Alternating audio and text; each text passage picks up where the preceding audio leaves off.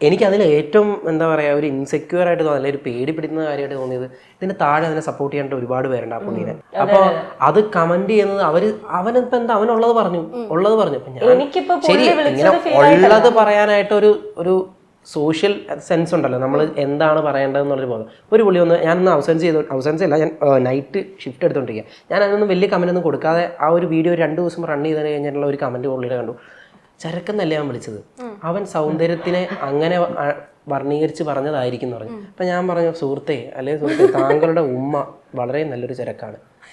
ഞാൻ പറഞ്ഞു ഞാൻ ബ്രാക്കറ്റിലിട്ടു സൗന്ദര്യം എന്നാണ് ഉദ്ദേശിച്ചതെന്ന് പറഞ്ഞു. കാരണം പുള്ളി അത് തന്നെ പറഞ്ഞു. എനിക്ക് മെസ്സേജ് അയച്ചു വോയിസ്, എന്നിട്ട് എന്നെ ഫോൺ വിളിച്ചിട്ട് എൻ്റെ പറഞ്ഞു ഞാൻ എൻ്റെ വീട്ടിലോട്ട്. ഞാൻ പറഞ്ഞു നീ ഇങ്ങനെ പോരടാന്ന് പറഞ്ഞു. ഞാൻ പറഞ്ഞു നീ ഇങ്ങനെ പോര്, ഞാനിപ്പോൾ നൈറ്റ് നാളെ രാവിലെ ഞാൻ വീട്ടിലോട്ട് എത്തും എന്ന് പറഞ്ഞു. അപ്പം സംസാരിച്ച് എന്നിട്ട് പറഞ്ഞു എനിക്ക് നിന്നെ ഭയങ്കര ഇഷ്ടമായിരുന്നു, നീ എൻ്റെ അടുത്ത് ഇങ്ങനെ പറയുന്നു വിചാരിച്ചില്ല. അപ്പം ഞാൻ പറഞ്ഞു അല്ല എൻ്റെ ഭാര്യനെ അങ്ങനെ പറയുമ്പോൾ താങ്കളുടെ ഉമ്മേനെ അങ്ങനെ പറഞ്ഞ സൗന്ദര്യമല്ലേ, ഉമ്മക്ക് സൗന്ദര്യം ഉണ്ടെന്ന് പറഞ്ഞാൽ എന്താ കുഴപ്പം? അല്ല ബ്രോ അത് അങ്ങനെയല്ലേ ഞാൻ ഉദ്ദേശിച്ചത്. ഞാൻ പറഞ്ഞു ഞാനും എന്നാൽ അങ്ങനെയല്ലേ ഉദ്ദേശിച്ചത്.